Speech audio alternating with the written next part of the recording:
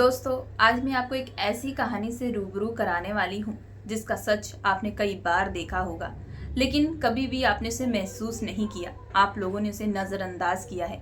ये कहानी भी हमारी कुछ इसी प्रकार की है। कई बार इंसान जिंदगी में कुछ ऐसे फैसले लेता है जिसके बारे में वो सोचता भी नहीं है कि इस फैसले से आगे चलकर क्या नतीजा, लेकिन किस्मत उन्हीं छोटे फैसलों से पूरी जिंदगी की किस्मत ही बदल देती है। ये कहानी के ऐसे आदमी की है जिसने बस इंसानियत निभाई, मगर उसे बिल्कुल भी अंदाजा नहीं था कि उसकी एक छोटी सी भलाई एक दिन उसकी ही किस्मत बदल देगी।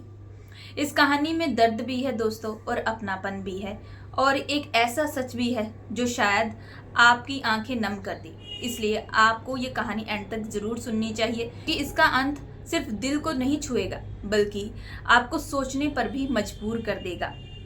तो दोस्तों, शुरू करते हैं आज की कहानी। जून की तपती दोपहर थी। आसमान आग उगल रहा था। सड़कें इतनी गर्म थी दोस्तों उस वक्त कि चलने पर भी लोगों को दिक्कत होती थी, जैसे पैरों के नीचे अंगारे बिछाए गए हों। शहर की भीड़ भी हमेशा भीड़ भाड़ वाली थी। हर कोई अपनी अपनी जिंदगी में उलझा हुआ था। उसी भीड़ में एक आदमी भी बस स्टॉप पर खड़ा था दोस्तों। उसका नाम था निखिल। निखिल कोई अमीर आदमी नहीं था, वो एक आम आदमी था। एक छोटी सी नौकरी करता था। महीने भर दिन रात मेहनत करता, कड़ी मेहनत करता। उसकी जेब महीने के आखिरी दिनों में ही खाली होने लगती थी। उस दिन भी उसकी हालत कुछ इसी प्रकार की थी। उसके गले में प्यास थी, माथे से पसीने छूट रहे थे, लेकिन पॉकेट में ज्यादा पैसे नहीं थे कि वह पानी की बोतल खरीद सके। वह बार बार दुकान की तरफ देखता, फिर अपनी नजरें झुका लेता। तो दोस्तों, गरीबी जो है इंसान को बहुत ज्यादा तोड़ देती है। दोस्तों, जब उसे अपनी जरूरत और मजबूरी में किसी एक को चुनना पड़ता है तो हालात और भी ज्यादा खराब होते हैं। बस स्टॉप पर भीड़ बढ़ती जा रही थी। लोग गर्मी से बहुत ज्यादा परेशान थे। भीड़ भाड़ की वजह से और ज्यादा गर्मी लग रही थी। कोई गुस्से में था, कोई थका हुआ था। तभी दूर से एक पुराना खटारा बस धुआं उड़ाता हुआ उसकी तरफ दिखाई दिया। निखिल की तरफ आ रहा था। बस रुकते ही लोग उस पर टूटने लगे। जैसे आजकल भी आप लोगों ने देखा होगा कि एक बस आती है, लोग भीड़ भाड़ धक्का मुक्की मारने लगते हैं। उसी तरीके से वहां का माहौल हो रहा था। धक्का मुक्की शुरू हो गई। किसी तरह निखिल भी बस के अंदर घुसा। अंदर के हालात बाहर से बहुत ज्यादा खराब थे। पसीना और गर्म हवा, बदबू इतना ज्यादा था कि उसको सांस लेने में भी दिक्कत हो रही थी निखिल को। बस का कंडक्टर बहुत ही ज्यादा बदतमीज आदमी था। वह हर किसी पर चिल्ला रहा था, आगे बढ़ो, रास्ता मत रोको। निखिल पीछे जाकर खड़ा हो गया चुपचाप कि मैं इस कोने पर खड़ा रहता हूँ, मुझे कोई परेशानी नहीं होगी, क्योंकि आगे बहुत ज्यादा भीड़ भाड़ थी। तभी अगले स्टॉप पर एक बस रुकी सच, और एक बूढ़ी औरत बस में चढ़ने लगी। वो काफी ज्यादा बूढ़ी थी दोस्तों, उसको चलने में भी दिक्कत हो रही थी। वो धीरे धीरे बस पकड़कर उठने की कोशिश कर रही थी, मतलब बस के अंदर आने की कोशिश कर रही थी। उसकी कमर झुकी हुई थी, हाथ उसके लगातार कांप रहे थे। पुरानी सी साड़ी पहनी हुई थी जिस पर कई जगह पैबंद लगे हुए थे, मतलब कि कई जगह दाग वगैरह लगे हुए थे, फटी हुई थी। वह बड़ी मुश्किल से बस पर चढ़ी। दोस्तों, कुछ चेहरे ऐसे होते हैं जिन्हें देखकर बिना वजह ही दिल भारी हो जाता है। आप लोगों ने भी अक्सर देखा होगा कि कहीं आप जा रहे हैं, कोई बहुत ज्यादा भूख से इधर उधर पैसे मांग रहा है या खाने के लिए कुछ मांग रहा है, तो आप लोगों को भी मया आती होगी। जैसे मुझे तो मया आने लग जाती है। मैं किसी भी गरीब आदमी को देखती हूँ, कोई बच्चे को देखती हूँ, तो करता है ना दिल की, हाँ भाई हम इनकी मदद कर दे। तो उसी प्रकार से निखिल को भी होने लगा। निखिल को भी बूढ़ी माँ को देखकर कुछ ऐसा महसूस हो रहा था। भीड़ में किसी ने भी उस बूढ़ी औरत की मदद नहीं की। डॉक्टर चिल्लाया, अम्मा जल्दी करो, बस चलनी भी है, ठीक है, तुम जल्दी से आओ। मगर तभी निखिल दौड़ता हुआ आगे बढ़ा। उसने उस बूढ़ी औरत का हाथ पकड़ा और उसे ऊपर सहारा दिया आने के लिए। बूढ़ी औरत ने उसकी तरफ एक नजर देखी और उसकी आंखों में शुक्रिया साफ दिखाई दे रहा था। निखिल ने आसपास बैठे लोगों को देखा, मगर किसी ने सीट नहीं दी। सब ने अपनी नजरें फेर ली कि हमने इस बूढ़ी औरत को जगह देंगे, हम किसी को जगह नहीं दे सकते हमारे खुद के बैठने के लिए। आजकल लोगों के पास वक्त नहीं है दोस्तों, किसी बूढ़े इंसान की 2 मिनट रुककर मदद कर सके और उन्हें इज्जत दे सके। बस आगे बढ़ने लगी। कुछ देर बाद कंडक्टर टिकट काटते हुए उस बूढ़ी औरत के पास आ गया। चलो अम्मा, किराया निकालो। बूढ़ी औरत घबराकर अपनी साड़ी टटोलने लगी। पहले के टाइम पे वो साड़ी में या फिर दुपट्टे में पैसा बांध देते थे ना, तो बूढ़ी औरत ने भी वैसे किया था कि वहाँ पे अपना कुछ पैसा रखा होगा, मगर उसको साड़ी के पल्लू पर पैसे नहीं मिले। उसने इधर उधर देखा कहीं गिर तो नहीं गए, या फिर तब उसे दिमाग में आ कि शायद रास्ते में किसी ने उसके पल्लू से खोलकर निकाल लिया, उसे पता ना चला, क्योंकि वो इतनी बूढ़ी हो चुकी थी, उसने ज़्यादा ध्यान नहीं दिया। उसकी आंखें डर में उतर आई। अब उसको रोना आने लगा बूढ़ी औरत को कि अब मैं पैसे कहाँ से दूँ।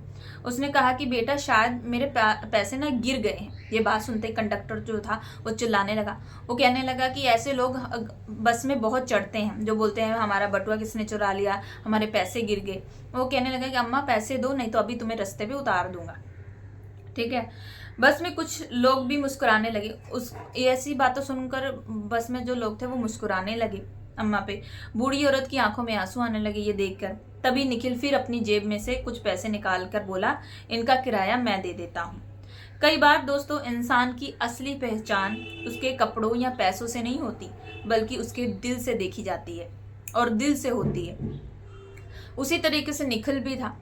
ठीक है, उसने बूढ़ी औरत को सहारा दिया, फिर उनकी टिकट भी काटा। दोस्तों बूढ़ी औरत उसके तरफ देखकर उसकी आंखें भर आई। वो इमोशनल हो चुकी थी। उसने कहा कि भगवान तुम्हें खुश रखे बेटा। बस आगे बढ़ती रही। कुछ देर बाद बूढ़ी औरत ने पूछा कि तुम्हारी माँ जिंदा है क्या बेटा? निखिल बोला हाँ। बूढ़ी औरत मुस्कुराई, फिर खुश नसीब हो तुम। फिर उसकी अचानक आंखें भर आई। मेरा बेटा भी था, मगर मेरे लिए अब मर चुका है। इस बात को सुनते ही निखिल हैरान हो गया कि आपका बेटा जिंदा है, लेकिन आपके लिए मर चुका, ये क्या बात हुई? धीरे धीरे बूढ़ी औरत ने अपनी कहानी बतानी शुरू की, कैसे उसने अपने बेटे के लिए दिन रात एक की, उसे पालने के लिए हर एक उसकी ख्वाहिशों को पूरा किया, कड़ी मेहनत की और इस काबिल बनाया कि एक दिन वो उसका सहारा बनेगा, उसकी मदद करेगा। ठीक है, उसे प्यार देगा। लेकिन जब उसकी शादी करवाई उस बूढ़ी औरत ने, तो बेटे ने क्या किया कि बहू के चक्कर में अपनी बूढ़ी माँ को घर से निकाल दिया। सबसे बड़ा दुख गरीबी होती है दोस्तों, लेकिन उससे बड़ा भी दुख ये होता है जब कोई अपनों को दुख देता है। निखिल चुपचाप उनकी बातें सुनता रहा। उसकी आंखें भी भर आई। ठीक है, उसको गुस्सा भी आ रहा था कि ये कैसा बेटा है जिसने अपनी पत्नी के चलते अपनी माँ को घर से निकाल दिया। जब बस आखिरी स्टॉप पर पहुंची तो बूढ़ी औरत बस से उतर चुकी थी, लेकिन जाने के वक्त बूढ़ी औरत ने एक पुरानी चाबी निकाल कर निखिल के हाथ में रख दी और कहा कि शिव मंदिर के पीछे मेरा घर है, कभी हो सके तो आना। इतना कहकर वो बूढ़ी औरत दोस्तों जा चुकी थी, लेकिन जो निखिल था वो उस बूढ़ी औरत को जाते हुए देख रहा था। उसके मन में उसके लिए एक दया आ रही थी। ठीक है, उसकी आंखें नम हो चुकी थी। वो बूढ़ी औरत की बातों को सोच सोच कर अंदर ही अंदर परेशान हो रहा था कि कैसे बच्चे जो अपनी माँ को छोड़ दिए हैं। निखिल उसे जाता देखता रहा। अगले दिन अखबार में खबर छपी, एक बूढ़ी महिला सड़क के किनारे बेहोश मिली है, अस्पताल पहुंचने से पहले मौत। तस्वीर वही थी। निखिल के पैरों तले जमीन खिसक गई। जब उसने अखबार में वो तस्वीर देखी तो वह हैरान हो गया और उसे याद आया कि ये वही बूढ़ी औरत थी जिसे एक दिन पहले पिछले दिन उसने बस स्टॉप में देखा था और उसकी मदद की थी।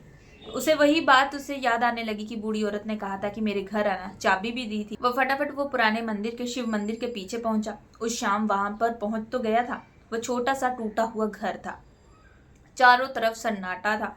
उसने चाबी से तुरंत दरवाजा खोला। अंदर एक पुराना सा संदूक रखा हुआ था। संदूक में एक छोटी सी डायरी थी। निखिल ने जैसे ही डायरी के पन्नों को खोलना शुरू किया और जो उसने पढ़ा, उसे बेहद हैरानगी हुई। उसके पैरों तले जमीन खिसक चुकी थी दोस्तों, जब उसने पढ़ा कि अगर ये डायरी किसी अच्छे इंसान तक पहुंचे तो समझ लेना इंसानियत आज भी जिंदा है। निखिल जब वो लाइन पढ़ रहा था, वो डायरी पढ़ रहा था, तब उसे समझ में आ चुका था कि बूढ़ी औरत काफ़ी ज़्यादा इमोशनल हो चुकी थी, काफ़ी ज़्यादा दर्द में थी जो उसने ऐसी बातें लिखी। डायरी में बूढ़ी औरत की पूरी जिंदगी लिखी हुई थी। वो सारी बातें पढ़ रहा था, जिसे पढ़ते पढ़ते निखिल की आंखों में आंसू आ गए। कैसे कैसे बूढ़ी औरत ने कष्ट देखे, हर उसने एक बात अपनी डायरी पर लिखी हुई थी और लिखा भी था कि एक दिन ऐसा आएगा कि जब वो एक सच्चा इंसान होगा उस तक ये डायरी पहुंचेगी और तब पता चलेगा कि इंसानियत आज भी जिंदा है। आखिरी पन्ने पर लिखा था कि वह अपना घर उसी इंसान के नाम कर रही है जिसने उसके साथ इंसानियत दिखाई। तो दोस्तों कभी कभी भगवान इंसान की अच्छी भलाई का अच्छा फल देता है जिससे उसने कल्पना भी नहीं की होती। कुछ दिनों बाद बूढ़ी औरत का वही पुराना बेटा पहुंचा जिसने अपनी माँ को छोड़ दिया था। जब उसे सच्चाई पता चली तो वह गुस्से से पागल हो गया, मगर मोहल्ले वालों ने सच बता दिया कि उसने अपनी माँ को अकेला छोड़कर कितनी बड़ी गलती की। आखिरकार वह घर निखिल को मिल गया। हालांकि उसका बेटा चाहता था कि वह घर मेरे को मिले, लेकिन बूढ़ी औरत ने जाने से पहले ही लिख दिया था कि यह घर उसी का होगा जो इंसानियत के नाते यहाँ पर आएगा, और वो चाबी उसने निखिल को दी थी।